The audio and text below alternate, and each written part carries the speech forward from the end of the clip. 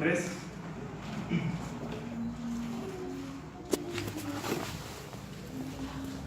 Desde el 1 al verso 14.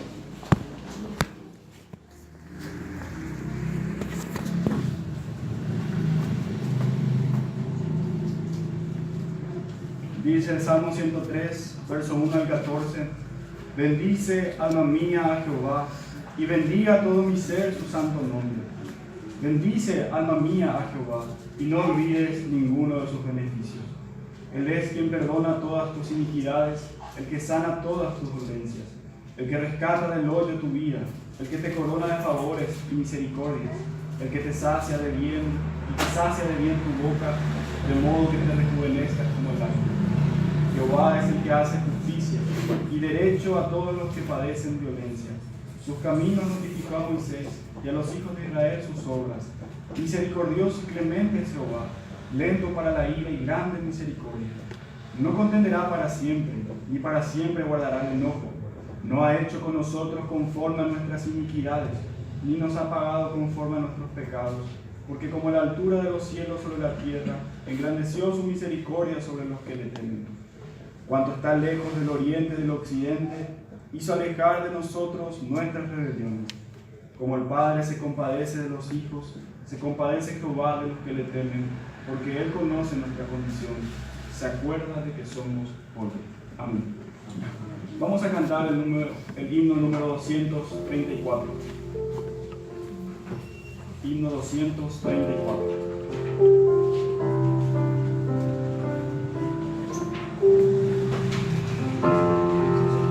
Alma bendice al Señor, Rey potente de gloria, de sus mercedes que vivan y la memoria.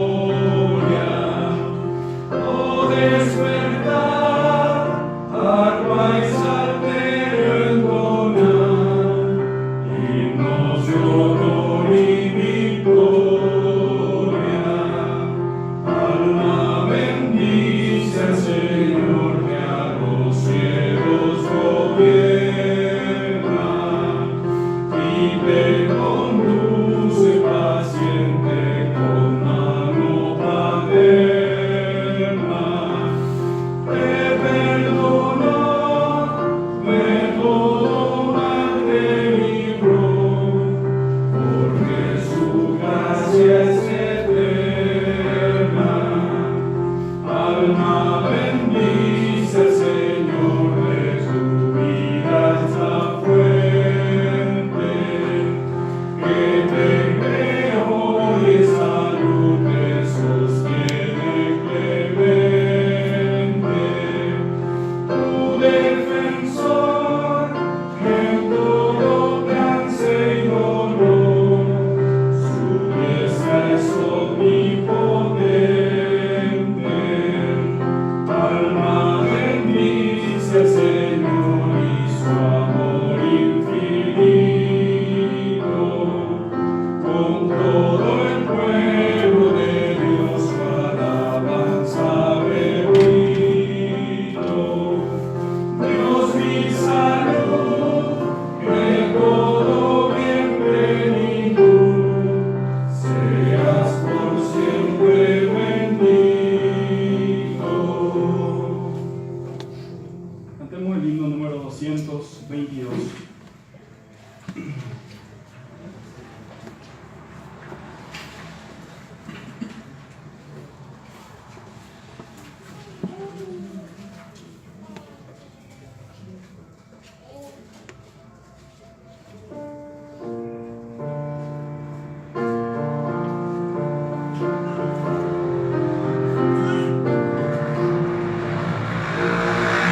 Que gloriosa es la fuerza de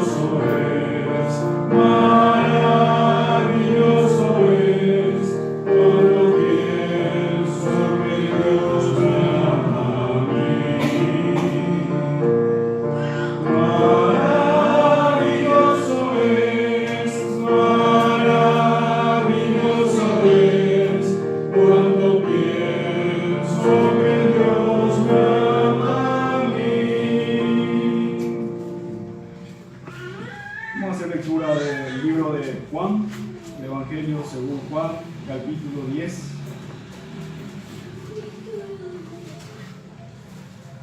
Versos 7 al 16.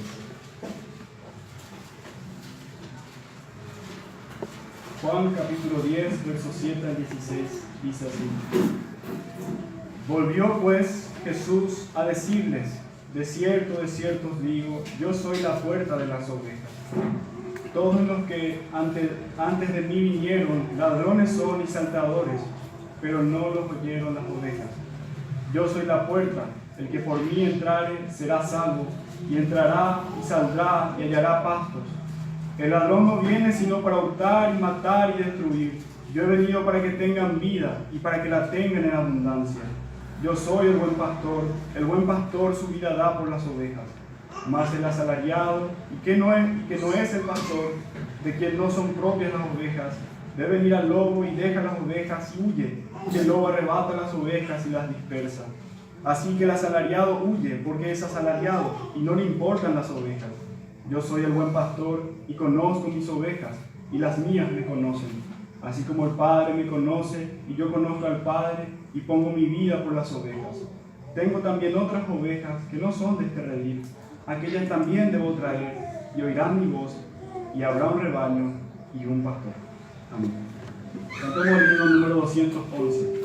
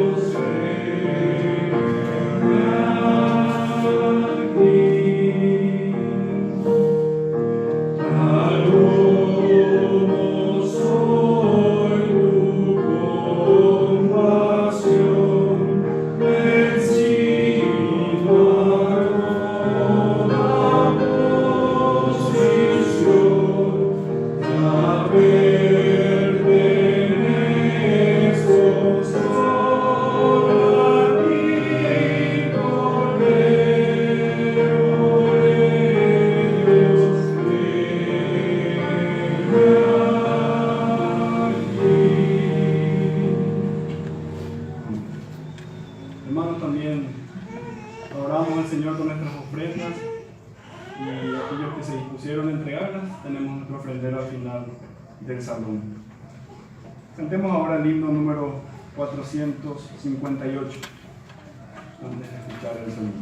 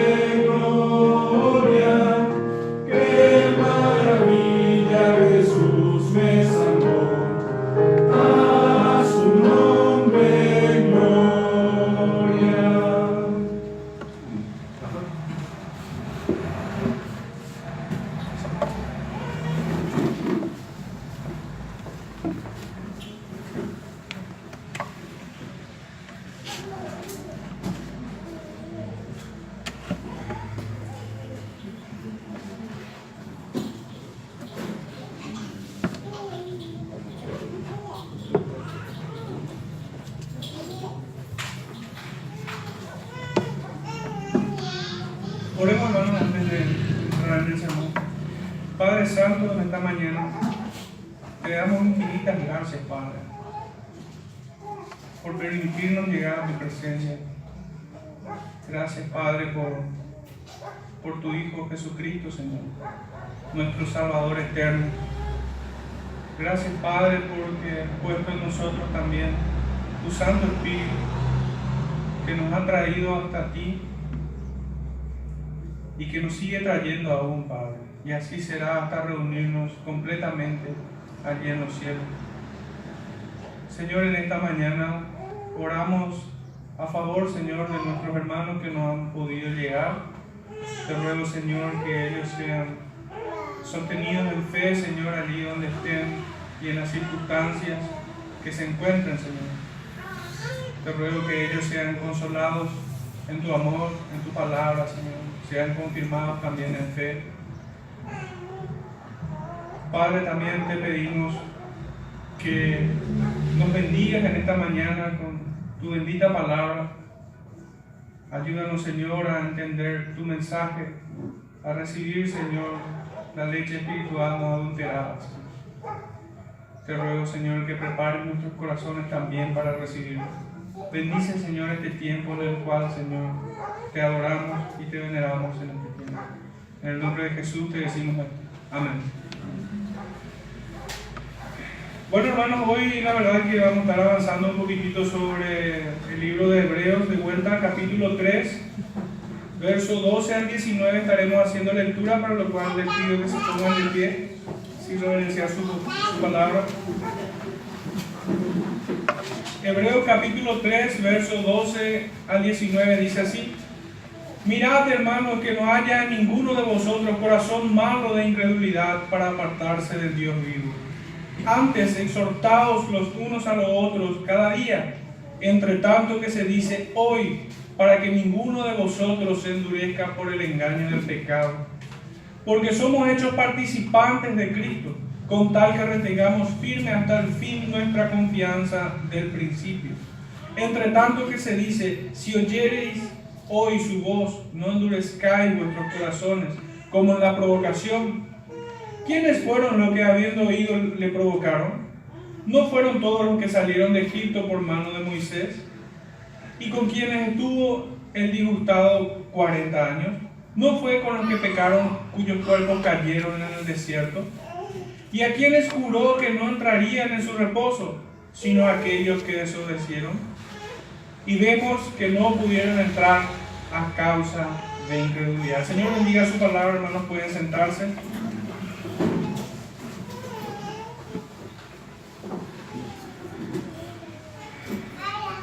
Bueno, me animé a ponerle un título a este sermón y dice así: la exhortación viene en advertencia, en consejo y en confirmación de fe. En los versículos precedentes a lo que hemos leído ahora, recibimos una exhortación del Espíritu Santo donde señala los corazones duros de aquella Israel que fue libertada de Egipto y provocaron a ira a Dios vivo, grande y temible. El diagnóstico de los corazones duros fue: siempre andan vagando en su corazón y no han conocido mis caminos. Este fue su diagnóstico. Esto es que no perseveraron ni retuvieron en sus corazones las palabras de Dios. Así fue que endurecieron sus corazones. Esta es la causa, o la forma en cómo endurecieron sus corazones y terminaron vagando en él. Y terminaron vagando en sus corazones. De alguna manera, pudiéramos decir que todo aquello le aconteció para que viendo vean y no perciban, y oyendo oigan y no entiendan, para que no se conviertan y les sean perdonados sus pecados. Estoy citando Marcos 4:12. Y lo cito apropiadamente, creo, porque así como todo aquel pueblo que vio el ministerio terrenal de Cristo, todas las proezas que Él hacía, los milagros que Él hacía, todas aquellas profecías que solamente señalaban a un solo hombre, y este era Él. Ellos negaron, ellos resistieron al Espíritu Santo de Dios, que posó sobre Él, que incluso oyeron esa voz que decía: este es mi Hijo amado en quien tengo complacencia. Ellos vieron la tumba vacía, ellos negaron todos esos milagros que solamente ocurrieron en Él. Así también aquel pueblo, viendo las maravillas de un Dios todopoderoso que extendió su brazo para libertarlos de la cautividad en Egipto, ellos veían el milagro. Vieron 10 hasta su salida de Egipto. Vieron el maná del cielo que caía. Bebieron de la roca espiritual, la cual es Cristo, dice el apóstol, que le seguía. Tuvieron a un mediador entre Dios y ellos. Y aún así, no vieron, no oyeron y no creyeron. Y no les fueron perdonados sus pecados. Viendo, no veían, y oyendo, no oían. No se arrepintieron, sino que perecieron en el desierto. Toda esa generación incrédula fueron dejados atrás y no entraron a la tierra prometida. No fueron asidos de esta esperanza, de esta promesa que se cumplió en aquellos que sí creyeron. Este pueblo en tiempos de Moisés es un paralelo con aquel pueblo que recibió al Salvador. Este pueblo vio desde su escape, la liberación, las extraordinarias proezas hechas por el Señor. Tuvieron a Moisés, siervo fiel, como profeta y mediador, que los recordaba en todo tiempo las palabras del Dios Trino, para infundir en sus corazones temor. Mas no hubo esto, sino que constantemente tentaron a ir a este Dios temible. De su mano recibieron la perfecta ley de Dios, que convierta al alma, y la desecharon. Esto fue lo que les llevó a perecer en el desierto y no entrar en la tierra prometida. Perecieron en el desierto porque vagaron en sus corazones. En sus corazones no hubo cabida para la palabra del Señor, ni para su bendita ley, ni mucho menos para sus promesas. Ellos querían volver a Egipto. Ya no anhelaban aquella palabra del Señor, aquella promesa. No anhelaban la tierra prometida, sino que ellos querían volver a esclavitud. Este sermón lo dividí en 4 partes. La primera, y que esto canta el versículo número 12, una solemne advertencia. Recuerdo de esta manera el título de vuelta: una exhortación, que es todo lo que hemos leído. Consta de 3 partes. La primera es una solemne advertencia. La segunda, tocante al verso 13, sano y prudente consejo. Y lo que es tocante al verso 14, una amorosa confirmación de fe. Hasta aquí dimos 3 partes. Una solemne advertencia, verso 12. Un sano y prudente consejo, verso 13. Y una amorosa confirmación de fe, verso 14. Los versículos que siguen, del 15 al 19, estaremos leyendo como una reflexión y una aplicación a nuestras vidas. El verso 12 leíamos: mirad, hermanos, que no haya en ninguno de vosotros corazón malo de incredulidad, para apartarse del Dios vivo. Una solemne advertencia. Mirad, hermanos, que no haya en ninguno de vosotros corazón malo de incredulidad. Así está escrito en nuestra versión de Reina Valera 60. En la traducción de la Biblia de las Américas dice así: tened cuidado, hermanos. En la Nueva Versión Internacional dice: cuídense, hermanos. Y por último, la última versión que tomé es la Nueva Traducción Viviente, que dice así: por lo tanto, amados hermanos, cuidado, con signos de admiración. Toda verdadera exhortación apunta al corazón del hombre. Sacudir la conciencia y traer convicción de pecado y arrepentimiento. Esto es en virtud de lo que el Espíritu Santo hace en el corazón del creyente. De hecho, que este fragmento que hemos leído dice, por lo cual, como dice el Espíritu Santo, esta es la obra del Santo Espíritu de Dios. Es el mismo Espíritu Santo que quebranta el corazón de quien elige para comisionarlo a esta tarea. En aquel cuadro del Antiguo Testamento vemos a Moisés. Dios eligió a Moisés para exhortar a aquel pueblo rebelde. Así también hoy en día, toda la exhortación que nosotros recibimos es por medio de Cristo, a quien el Señor ha escogido. De esta manera empieza nuestro libro de Hebreos. A los padres por los profetas en nuestro tiempo, pero más en este tiempo por Cristo Jesús, nuestro profeta. La exhortación que produce santidad en el creyente es una actividad puramente espiritual. La verdadera exhortación que proviene de Dios es una operación del Espíritu Santo, es una actividad espiritual. No es algo tangible, si bien nosotros pudiéramos ver después fruto de esa exhortación con hechos tangibles, vidas cambiadas. La exhortación que viene de Dios produce en el creyente santidad, se aparta del mal, no anda en consejo de malos y no se sienta en silla de escarnecedores. Y digamos que esa es la parte tangible de esta exhortación. Pero primero obra internamente en el corazón de cada hijo de Dios. Es una actividad del Espíritu. El que exhorta es movido a misericordia. ¿Cuánta misericordia podemos ver en Moisés? Un hombre piadoso, sensible, amoroso. ¿Cuántas veces le tocó interceder por un pueblo así? Nunca se cansó. Fue fiel en la casa de Dios. Como siervo fue fiel ante Dios. Pero también lo fue delante de un pueblo como el de Israel en aquel tiempo. Siempre intercedió a favor de ellos.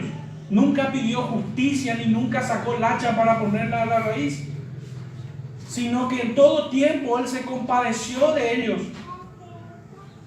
El que exhorta entonces, hermanos, es movido a misericordia y amor, como vemos en las palabras del escribiente divino. Me refiero a esta carta, a esta epístola que estamos leyendo de Hebreos.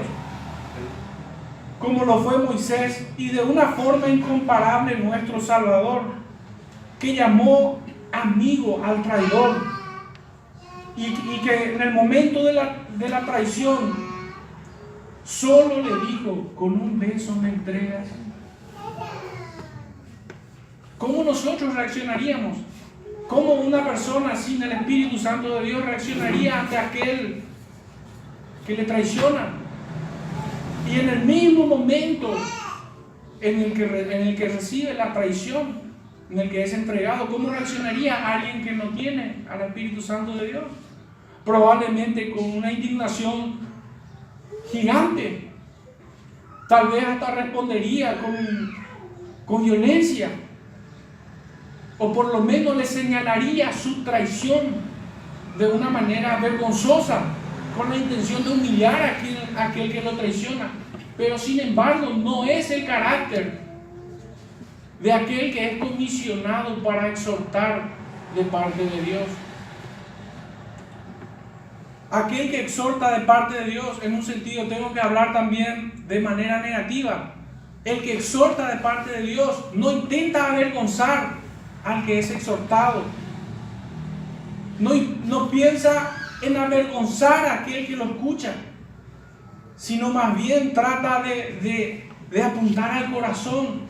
No busca la vergüenza externa delante de otros, sino que busca una vergüenza interna en el corazón, en donde está Cristo sentado, donde debiera ser el trono de Cristo en el corazón de cada hijo.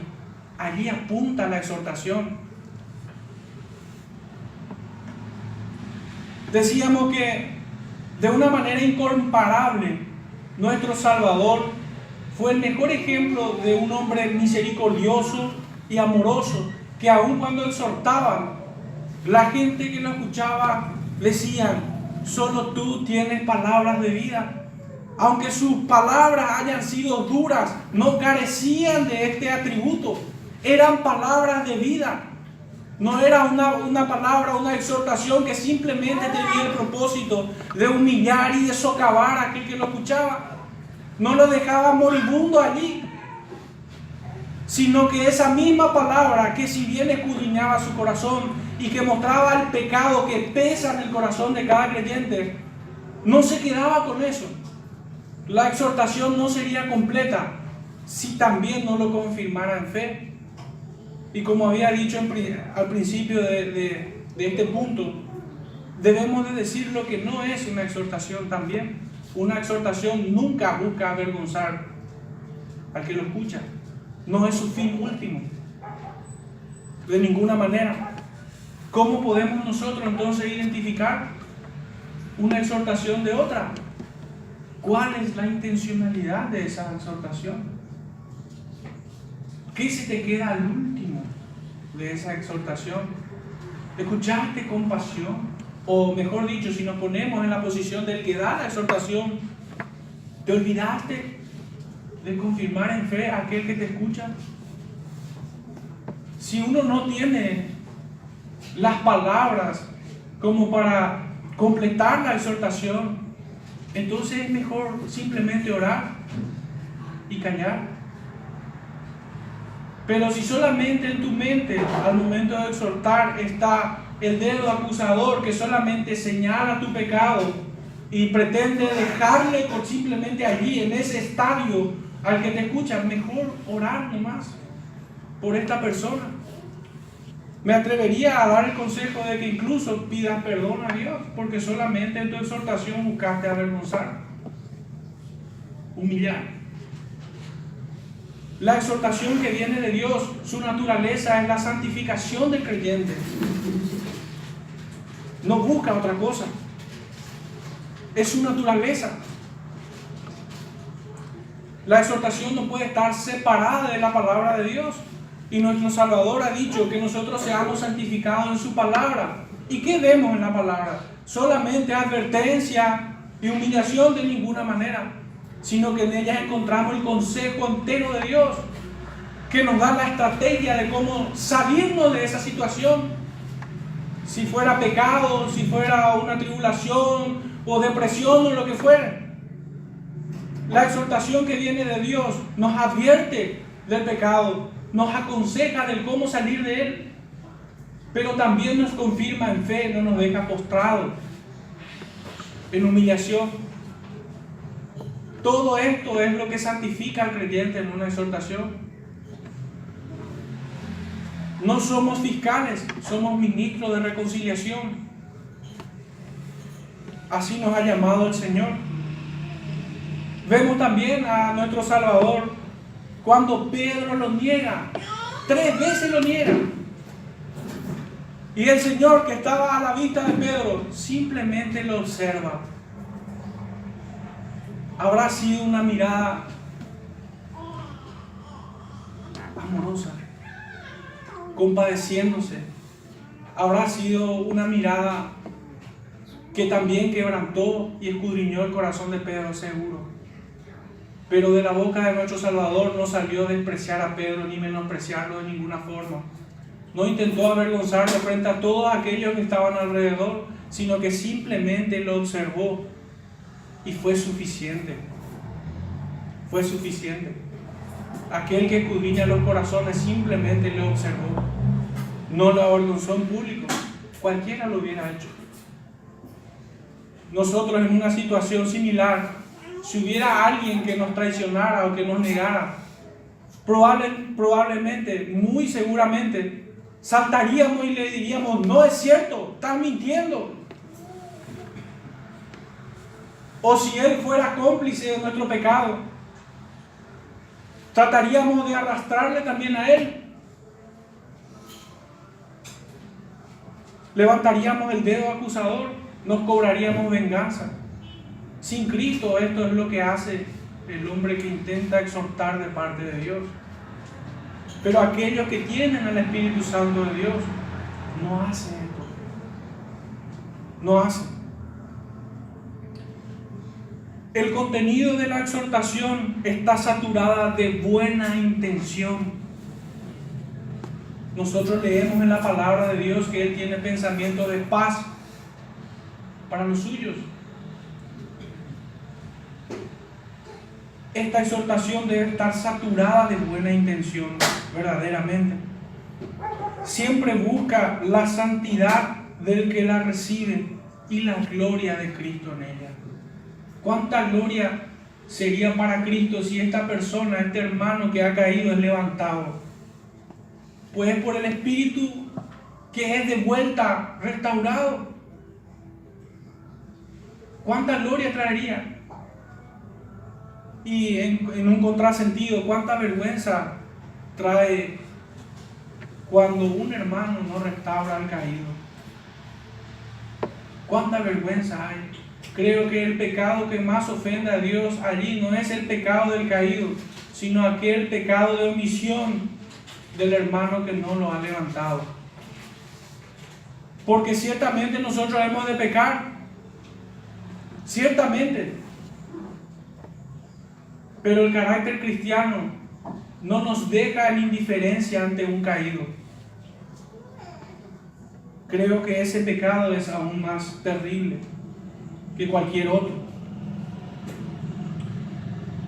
Podemos ver nosotros algunos versículos respecto de esto. Y el primero de ellos encontramos en Santiago 5, verso 20, donde leemos: sepa que el que haga volver al pecador del error de su camino, salvará de muerte un alma y cubrirá multitud de pecados. Nosotros sabemos que los cielos hacen fiesta cuando un pecador se arrepiente. Cuando un alma es traída de las tinieblas a la luz admirable de Cristo. ¿Cómo nosotros no haríamos algo así? ¿Cómo nosotros le dejaríamos morir a un hermano en su error? No en balde dijo un antiguo: prefiero herirlos con la verdad que matarlos con la mentira. Pero aún la indiferencia es una mentira porque niega a Cristo. Pues claramente el Señor nos manda a hacer esto: hacer volver al pecador del error de su camino. Salvará de muerte a un alma y cubrirá multitud de pecados. En esto es glorificado nuestro Salvador, pues para esto vino.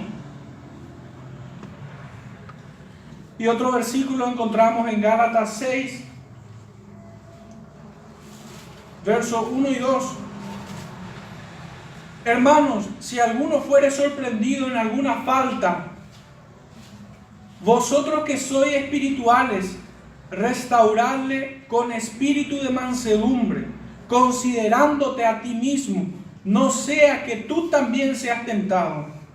Sobrellevad los unos las cargas de los otros y cumplid así la ley de Cristo. Si nosotros somos indiferentes ante el tropiezo, la caída, el pecado de algún hermano, de alguna persona que ha profesado ser de Cristo, y no lo hacemos, estamos quebrantando la ley de Cristo. Lo estamos haciendo. ¿Y cuál es la forma? Acá dice con espíritu de mansedumbre. Pudiera decir como Moisés lo hizo, como Cristo lo hizo. Con espíritu de mansedumbre, restaurar, considerándote a ti mismo. Cuidado, no te vanaglories en esto. Tampoco te jactes en nada. Recordemos que es una actividad espiritual. Es una obra del Espíritu Santo que nos toma a nosotros como instrumento suyo. Si alguno fuere sorprendido en alguna falta, el consejo es: ustedes que son espirituales, restaurar. Fíjense la palabra, restaurar dice. Pero pareciera ser que en muchas Biblias dice señalen, señalen, acusen, avergüencen, déjenlo morir, que todos lo vean. ¿Saben quién es glorificado en este tipo de actividad? Satanás. Él es el acusador por excelencia.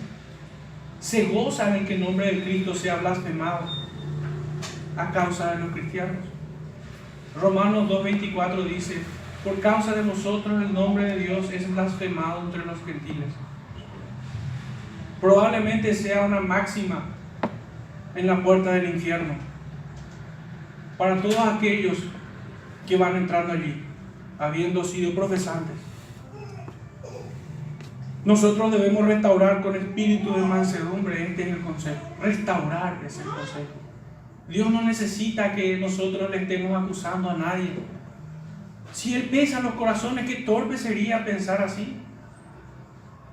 Dios no necesita que nosotros estemos enviando colacionados aquí y allá para que todo el mundo se entere del pecado de otros, sino más bien lo que el Señor nos llama a hacer es a restaurar a aquellos que son sorprendidos en alguna falta.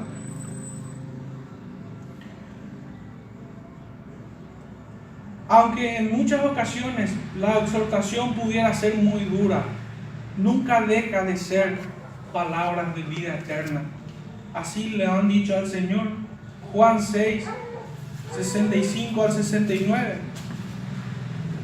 Leemos así, y dijo: por eso os he dicho que ninguno puede venir a mí si no le fuere dado el Padre. Es una palabra durísima, hermano, porque el hombre quiere venir a Dios cuando Él quiere y como Él quiere. Y el Señor le está diciendo: no es así. Vos no podés venir a mí en el tiempo que vos quieras, ni en la manera que vos quieras. Sino que Él dijo: ninguno puede venir a mí si no le fuere dado del Padre. Durísimo. Hasta hoy día muchos no reciben esta palabra. No reciben, definitivamente, es durísimo. Desde entonces muchos de sus discípulos volvieron atrás y ya no andaban con Él. Dijo entonces Jesús a los 12, otra palabra más dura: ¿queréis acaso iros también vosotros? Le respondió Simón Pedro: Señor, ¿a quién iremos? Tú tienes palabras de vida eterna. Le respondió Simón Pedro: Señor, ¿a quién iremos? Y nosotros hemos creído y conocemos que tú eres el Cristo, el Hijo de Dios viviente.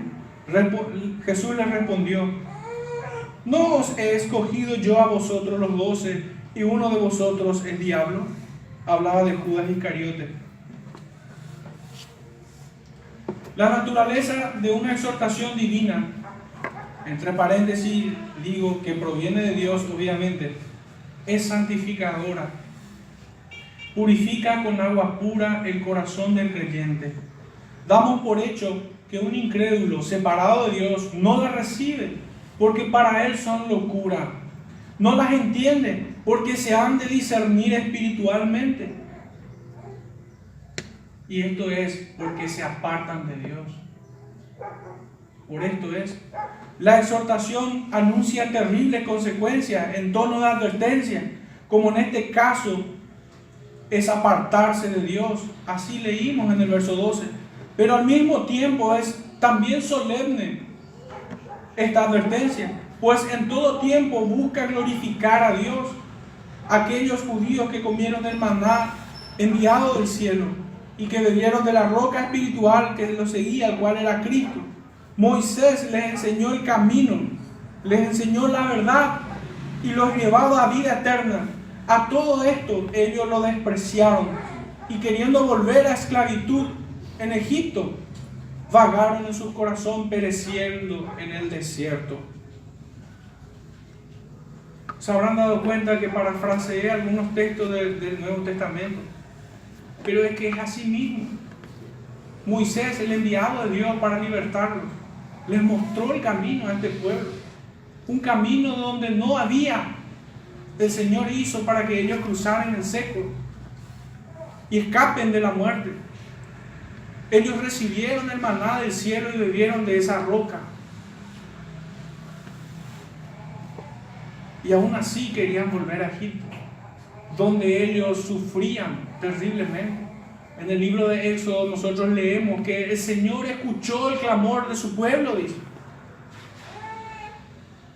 Y de esta manera el Señor envió a Moisés. Tanto sufrían estos que el Señor envió a Moisés. Y ellos querían volver de vuelta a Egipto, despreciando todas esas maravillas de las cuales ellos eran beneficiados. A todo esto ellos lo despreciaron y queriendo volver a Egipto, vagaron en sus corazones, pereciendo en el desierto. Su pecado, querido hermano, se llama incredulidad. Esta es la condenación de aquel pueblo, que la luz vino al mundo, pero los hombres amaron más las tinieblas que la luz, porque sus obras eran malas. Los judíos en tiempos del ministerio terrenal de Cristo tuvo las mismas características de un pueblo con corazones duros, que viendo todas las señales que Jesús hacía, prefirieron matarlo y elegir a un homicida. Y no contento con eso, cuando Pilato le dijo: ¿acaso mataremos a vuestro rey? Ellos dijeron: tenemos a un solo rey, y este es César. A un romano impío eligieron. Notable que ciertas facciones de nuestro cristianismo hoy en día se siguen aliando a un impío y que también es romano. Quisiera leer también el capítulo 5 del libro de Juan, versos 30 al 40. No puedo yo hacer nada por mí mismo, según oigo así juzgo, y mi juicio es justo, porque no busco mi voluntad, sino la voluntad del que me envió, la del Padre. Si yo doy testimonio acerca de mí mismo, mi testimonio no es verdadero. Otro es el que da testimonio acerca de mí, y sé que el testimonio que da de mí es verdadero. Vosotros enviasteis mensajeros a Juan, y él dio testimonio de la verdad. Pero yo no recibo testimonio de hombre alguno, más digo esto, para que vosotros seáis salvos. Él era antorcha que ardía y alumbraba, y vosotros quisisteis regocijaros por un tiempo en su luz. Mas yo tengo mayor testimonio que el de Juan, porque las obras que el Padre me dio para que cumpliese, las mismas obras que yo hago, dan testimonio de mí, que el Padre me ha enviado. ¿Se fijan, hermanos? Como Juan y Cristo mismo, siendo enviados de Dios, ellos hacían las obras que daban testimonio de ellos, de Dios Padre, y ellos la rechazaron. Ellos rechazaron estos testimonios, las cosas, las obras que Él hacía. También el Padre que me envió ha dado testimonio de mí. Nunca habéis oído su voz, ni habéis visto su aspecto, ni tenéis su palabra. He aquí el pecado. Ni tenéis su palabra morando en vosotros, porque a quien Él envió, vosotros no creéis. Escudriñad las Escrituras, porque a vosotros os parece que en ellas tenéis la vida eterna, y ellas son las que dan testimonio de mí, y no queréis venir a mí para que tengáis vida. Ellos vieron la gloria del unigénito, Hijo de Dios, y prefirieron a un homicida. En el mismo sentido, leemos también en Juan 10, y un poco más puntual sobre este hecho, comparando aquel pueblo en el desierto y este pueblo en el tiempo de Jesús y su ministerio terrenal. Juan 10, versos 22 al 32 dice así: Celébrase en Jerusalén la fiesta de la dedicación. Era invierno, y Jesús andaba en el templo por el pórtico de Salomón, y le rodearon los judíos y le dijeron: ¿hasta cuándo nos turbarás el alma? Si tú eres el Cristo, dínoslo abiertamente. Jesús les respondió: os lo he dicho, y no creéis. Las obras que yo hago en nombre de mi Padre, ellas dan testimonios de mí, pero vosotros no creéis, porque no sois mis ovejas, como os he dicho. Mis ovejas oyen mi voz y yo las conozco y me siguen. Y yo les doy vida eterna y no perecerán jamás, ni nadie las arrebatará de mi mano. Mi Padre que me las dio es mayor que todos y nadie las puede arrebatar de la mano de mi Padre. Yo y el Padre uno somos. A la pregunta de estos judíos de si tú eres el Cristo, dínoslo claramente. El Señor respondió de tal forma: os lo he dicho y no creéis. Las obras que yo hago en nombre de mi Padre, Moisés hizo lo mismo. Preguntó al Señor: y si me pregunta quién me envió, el Señor le dijo: diles, el yo soy te envía.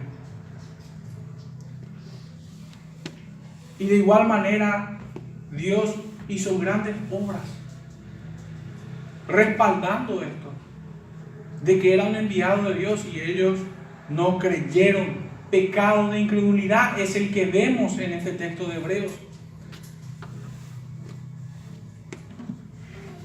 Por último, Juan 18, verso 14 al 16.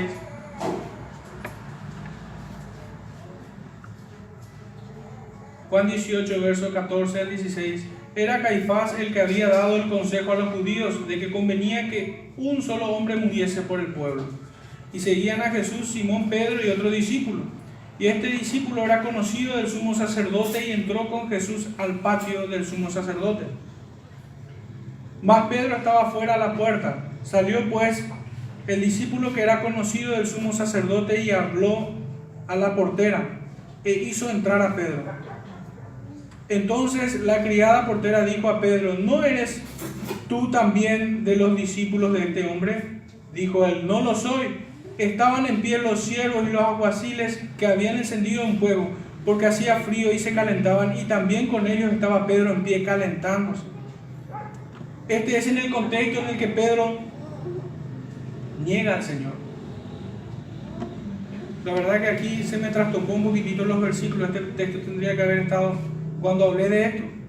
En los tiempos de Moisés y durante el ministerio terrenal del Hijo del Hombre, el pueblo sucumbió en incredulidad. Ya en tiempos apostólicos y posapostólicos hasta nuestros días, la incredulidad es un peligro latente, aún hoy. Y el profeta Jeremías en el capítulo 17:9 nos dice que el corazón es engañoso y perverso. No podemos nosotros confiar en él. Más bien, cada impulso que emana del corazón del hombre debe ser sometido por la perfecta ley de Dios, haciendo memoria del milagro de la salvación en su vida. Debemos traer a la memoria aquel tiempo en el que el Señor nos sometió, nos sedujo y nos trajo al Señor. Este pueblo judío debía haber hecho lo mismo. En el desierto, cuando estaban pasando por alguna necesidad, ellos tendrían que haber hecho memoria de qué forma el Señor los rescató de Egipto. Tenían que haber recibido aquella ley en vez de haberla rechazado. De esta manera ellos podrían someter cada impulso de su corazón con la perfecta ley de Dios, y haciendo memoria de aquella salvación, ellos podrían haber superado este pecado de incredulidad. Pero la ley no hubo cabida en su corazón, no tuvo cabida en sus corazones. Hasta aquí hemos visto que la exhortación viene en una poderosa advertencia, poderosa y solemne advertencia. Leyendo nuestro texto central de vuelta, pero el verso 13: antes exhortando los unos a los otros cada día, entre tanto que se dice hoy, para que ninguno de vosotros se endurezca por el engaño del pecado. En la versión 60 que hemos leído dice: antes exhortaos los unos a los otros cada día. Lo mismo dice, la misma traducción se ve en Biblia de las Américas. En la Nueva Versión Internacional dice así: más bien, mientras dure ese hoy, anímense unos a otros cada día. Aquí intercambia la palabra exhortar con animarse, pero enfatiza el hoy. La exhortación no carece del consejo. Es la ciencia de cómo evitar y superar al pecado. Nosotros no somos de los que ignoramos sus estratagemas del pecado, del mundo y del diablo. En un sentido, es la sabiduría que vence al diablo y al mundo. Sus armas son poderosas para contra el pecado y la perdición, pues la luz vence a las tinieblas. La exhortación nos advierte y el consejo nos instruye. Esto nos amonesta y al mismo tiempo nos alienta. Si el creyente se desliza, la exhortación le muestra lo peligroso de su posición y la dolorosa consecuencia. Hasta allí es la advertencia. Pero seguido a esto, el consejo le enseña qué debe hacer para afirmar sus pies sobre la peña, animándolo para que lo haga. La naturaleza del consejo también es santificadora, al igual que la advertencia. Su esencia es la de guiar al creyente a la luz, a un lugar seguro, y así evitar que el pecado termine engañándole por completo, si de alguna manera pudiera hacerlo con los escogidos. Es obligación de cada miembro de la familia de Dios, de cada oveja de este rebaño, de cada miembro del cuerpo y de cada piedra viva de este edificio, el animar, alentar y exhortar con espíritu de mansedumbre a su par, con la palabra de Dios. Debe ser un intercesor como Moisés ante Dios, en oración a favor de sus hermanos, y como un profeta que habla la palabra de Dios. Nosotros tenemos muchos ejemplos de este tipo de exhortación que viene con advertencia y consejo, y una tercera parte que sería la confirmación en fe. Vamos a ver algunos de ellos. Primeramente, Primera de Tesalonicenses, capítulo 5, verso 4 al 11. Mas vosotros, hermanos, no estáis en tinieblas, para que aquel día os sorprenda como ladrón. Porque todos vosotros sois hijos de luz e hijos del día. No somos de la noche ni de las tinieblas. Por tanto, no durmamos como los demás, sino velemos y seamos sobrios. Pues los que duermen de noche duermen, y los que se embriagan de noche se embriagan. Pero nosotros que somos del día, seamos sobrios, habiéndonos vestido con la coraza de fe y de amor, y con la esperanza de salvación como yelmo. Porque no nos ha puesto Dios para ira, sino para alcanzar salvación por medio de nuestro Señor Jesucristo, quien murió por nosotros, para que ya sea que velemos o que durmamos, vivamos juntamente con Él. Por lo cual, animaos unos a otros y edificaos unos a otros, así como lo hacéis. Nosotros creemos en la sola Escritura. Creemos que toda nuestra profesión de fe y práctica es conforme a la Escritura. La exhortación también debe ser conforme a la Escritura. La exhortación no puede venir solamente para humillar y señalar el pecado de otro. La palabra del Señor también regula la exhortación. No solo el principio regulativo de la adoración o otras cuestiones de nuestra práctica, sino también la exhortación. El cómo nosotros debemos conducirnos cuando vemos a un hermano en falta, o cómo nosotros debemos recibir la exhortación cuando se nos señala. La Escritura no dejó esto vacío, sino que nos reguló también. Nosotros vemos esta práctica del apóstol y de otros más, de nuestro Señor y de otros tipos de Cristo, como el caso de Moisés, que ellos también hacían esto. el propósito del consejo es evitar que alguno se pierda.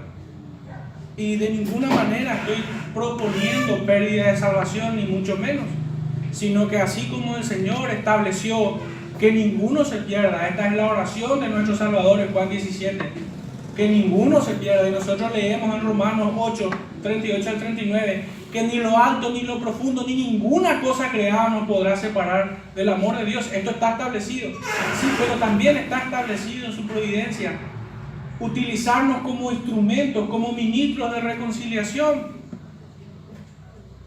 Dios ha determinado, claro que sí, que nadie se pierda, ninguno de ellos, pero también estableció el cómo.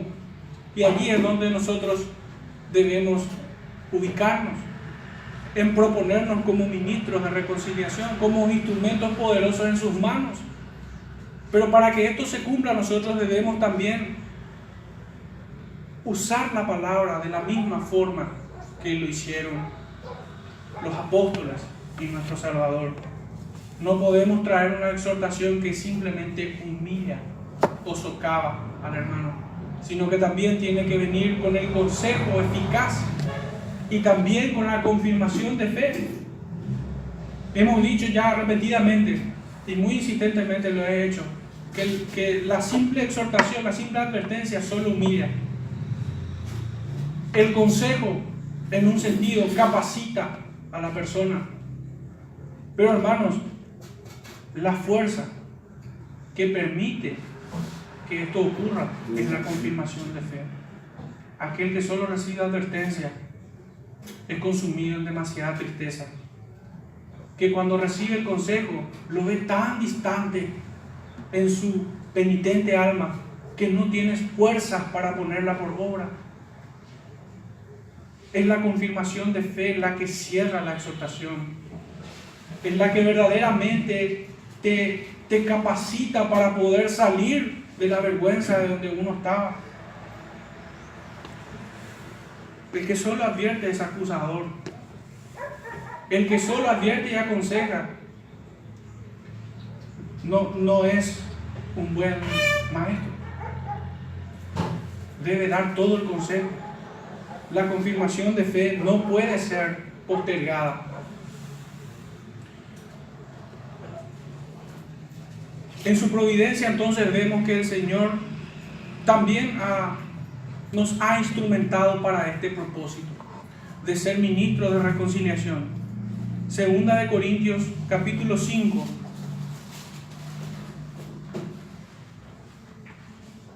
verso 11.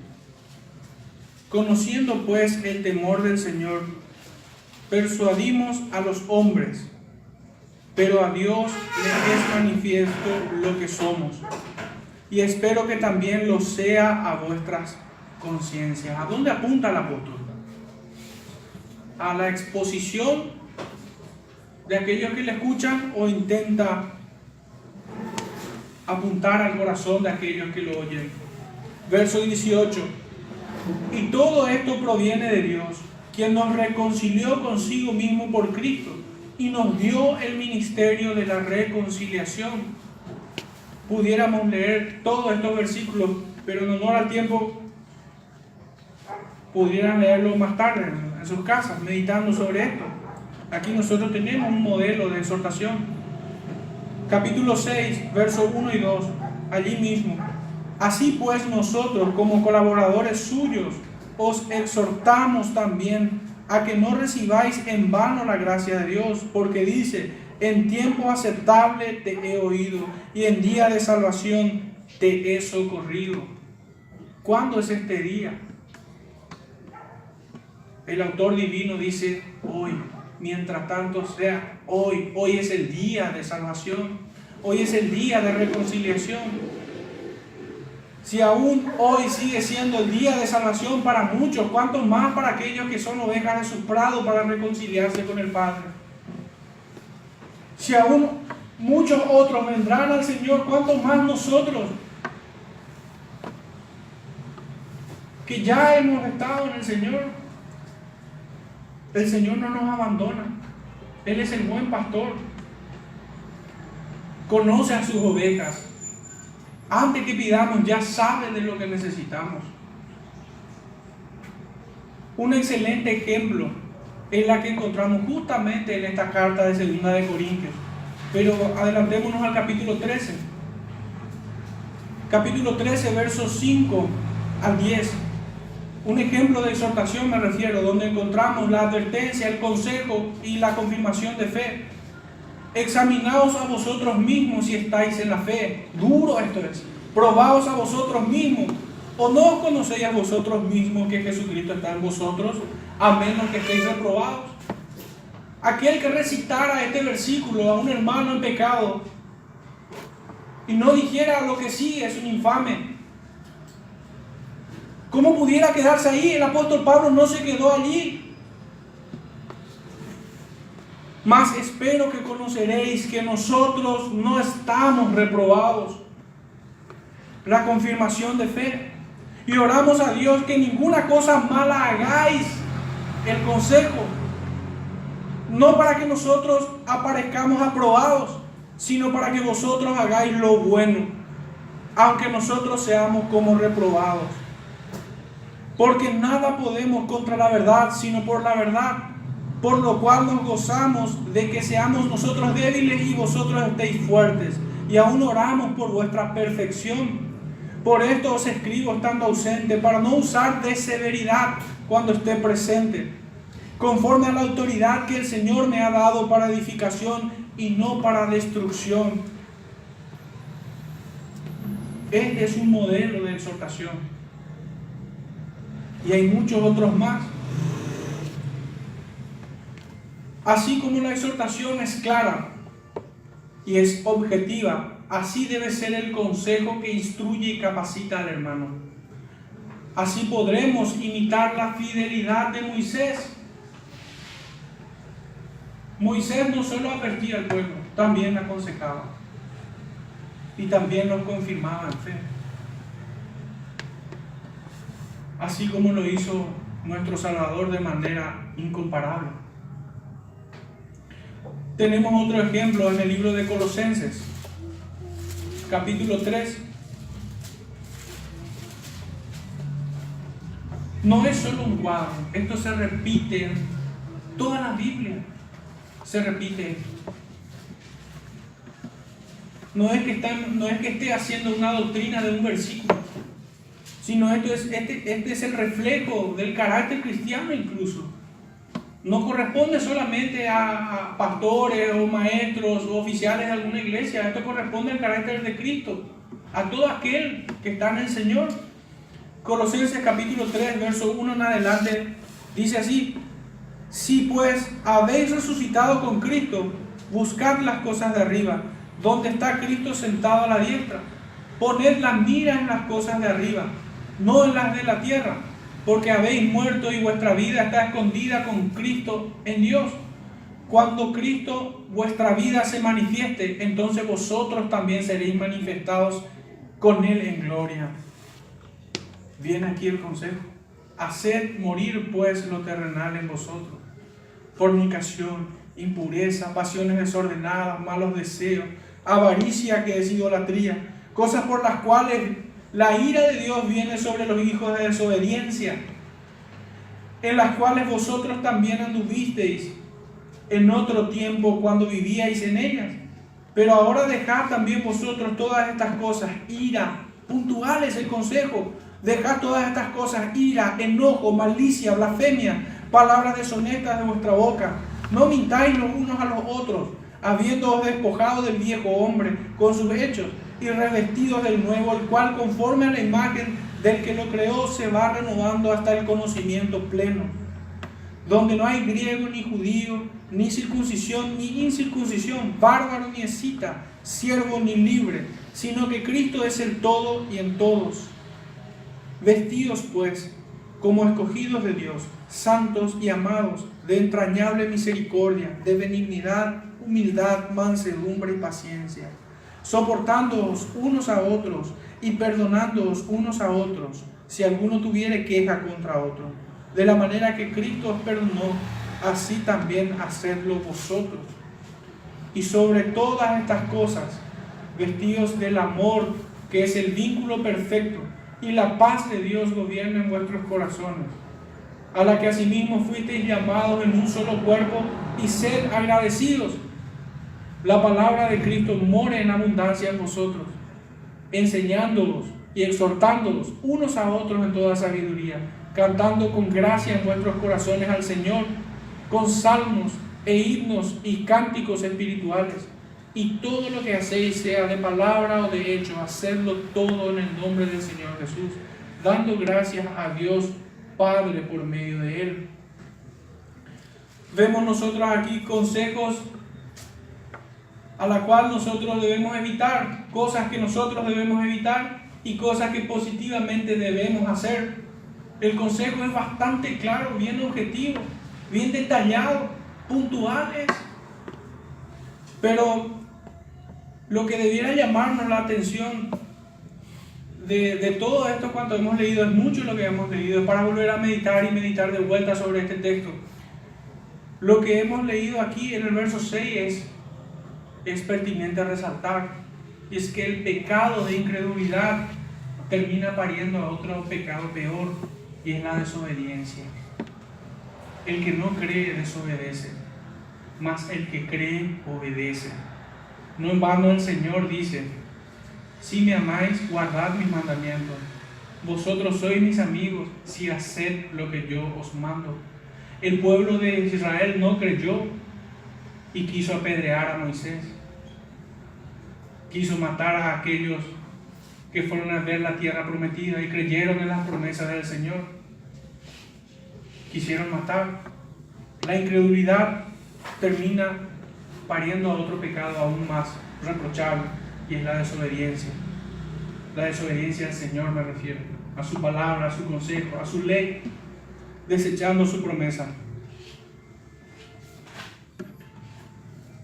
Nuestro texto decía hoy, bien enfatizado. En todas las traducciones que he leído, he visto esta palabra enfatizada. Hoy es el tiempo de gracia que señala aún el momento en el que cada hombre puede acercarse a Dios en completa paz en los méritos de Cristo. Hoy ese día, hoy sigue siendo ese día, hoy sigue siendo ese día en que los hombres pueden buscar reconciliarse con Dios Padre a través de los méritos de su Hijo. Y cuánto más para aquellos quienes son ovejas de su prado. El pecado es astuto, aprovecha la debilidad del creyente, y nuestra debilidad se llama incredulidad. Hasta aquí hemos visto dos aspectos de una exhortación que viene de parte de Dios: la advertencia y el consejo. La tercera parte de una exhortación es una confirmación de fe, una amorosa confirmación de fe. Nuestro texto dice así: porque somos hechos participantes de Cristo, con tal que retengamos firme hasta el fin nuestra confianza del principio. La exhortación, cuando llega sola, me refiero a la advertencia nada más, avergüenza al que recibe. Si solo eso recibiera, sería consumido en demasiada tristeza. El consejo le mostraría el camino, pero ante un alma en penitencia pudiera no encontrar las fuerzas para poder seguirlo. Es una amorosa confirmación de fe lo que genera el impulso para que el creyente se levante y sea completamente restaurado. Es por esto que el Señor nos pide que nosotros hagamos todo esto con espíritu de mansedumbre, considerándonos a nosotros mismos también. Eso es lo que vimos y aprendimos en la palabra de Dios. El autor divino nos dice que el que santifica no se avergüenza de llamarnos hermanos. Esto vimos en el capítulo 2, verso 11. También nos dice que Cristo, como hijo de su casa, la cual somos nosotros, capítulo 3, verso 6. Y aquí nos dice que fuimos hechos participantes de Cristo. en el presente versículo. El sello de esta participación podemos ver, y probablemente lo conozcan de memoria, el libro de Juan, capítulo 17, verso 19. El sello de esta santificación, de esta participación, el sello de esta participación en Cristo es lo que leemos en el capítulo 17, verso 19. Y por ellos yo me santifico a mí mismo, para que también ellos sean santificados en la verdad. Este es su sello. Nadie puede santificarse por sí solo. Solamente en Cristo podemos esto. ¿Y por qué es el sello de nuestra participación con Cristo? Porque sin santidad nadie verá a Dios. Nadie. Solamente aquellos que son santificados en Él verán a Dios. Que por cierto es el versículo 14 del capítulo 12 de Hebreos. La advertencia es solemne, el consejo es eficaz y la confirmación de fe es alentadoramente potente. Son las tres partes de una exhortación que viene de parte de Dios: advertencia, consejo y confirmación de fe. Por último, desde el versículo 15 al 19, lo tomo como una reflexión de lo que hemos estudiado de este cuadro bíblico del pueblo de Israel. Y dice así: entre tanto que se dice, si oyereis hoy su voz, no endurezcáis vuestros corazones como en la provocación. ¿Quiénes fueron los que habiendo oído le provocaron? ¿No fueron todos los que salieron de Egipto por mano de Moisés? Son preguntas retóricas. ¿Y con quiénes estuvo el disgustado 40 años? ¿No fue con los que pecaron, cuyos cuerpos cayeron en el desierto? La segunda pregunta responde a la primera. Verso 18. ¿Y a quiénes juró que no entrarían en su reposo, sino a aquellos que desobedecieron? Desobedecieron. Verso 19. Y vemos que no pudieron entrar a causa de incredulidad. El corazón se endurece a causa de la incredulidad y lo hace vagar en sus corazones. Sobre estos está el juicio de Dios. Provocan a Dios. La incredulidad unida a la desobediencia. Es inexorable que esto ocurra. Aquel que es incrédulo desobedece. No cree en las palabras de Dios, sino que la desecha. En el mejor de los casos, simplemente la adapta a su conveniencia. Muchos de los que están así en incredulidad utilizan a Cristo como un amuleto para el éxito y a los profetas como un horóscopo. Según el caso, lo usan. La reflexión sería esta: mirar a aquel pueblo. ¿Cuál fue su pecado? ¿Y cuál fue el castigo que merecieron? ¿Cuál fue el castigo que fue sobre ellos? La aplicación a nuestras vidas sería que hoy es aún ese tiempo en que los hijos de Dios escuchan la voz del Espíritu en sus corazones y no lo resisten. El llamado es a no endurecer nuestro corazón, sino ajustarnos a todo el consejo de Dios. Esta es la vida eterna, nos dice el Señor, que te conozcan a ti, al único Dios verdadero. Buscad a Dios mientras pueda ser hallado.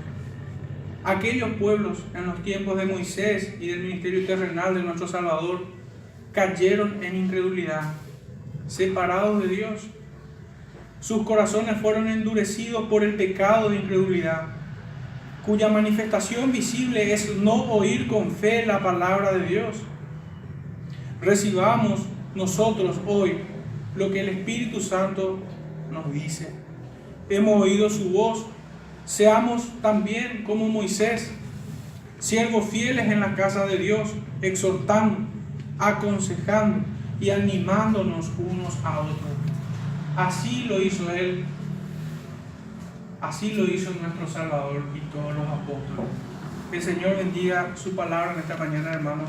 Oremos. Padre Santo, te damos gracias, porque no nos has abandonado, Padre. Tu Santo Espíritu nos da testimonio a nuestro espíritu de que somos hijos tuyos, Señor, y que aún hoy sigue siendo el tiempo agradable, Señor, para reconciliarnos contigo. Te ruego, Padre, que así también nos utilices, Señor, como mediadores, como intercesores, para reconciliar y traer a muchos más, Señor. Ayúdanos, Señor, a ser eficientes en estas tareas de exhortar, Señor. Enséñanos a hacerlo, Señor, en virtud de tu Santo Espíritu. Guíanos a toda verdad. Bendice, Señor, a tu pueblo en esta mañana. En el nombre de nuestro Salvador Jesucristo te pido esto, Señor. Amén.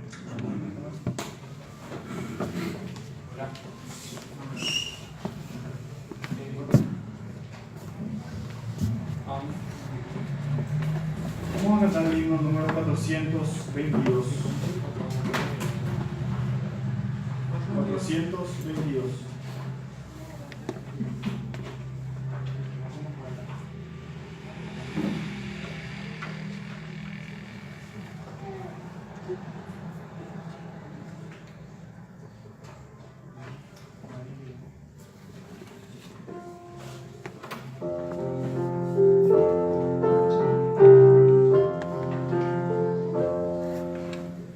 Andar con Jesús, no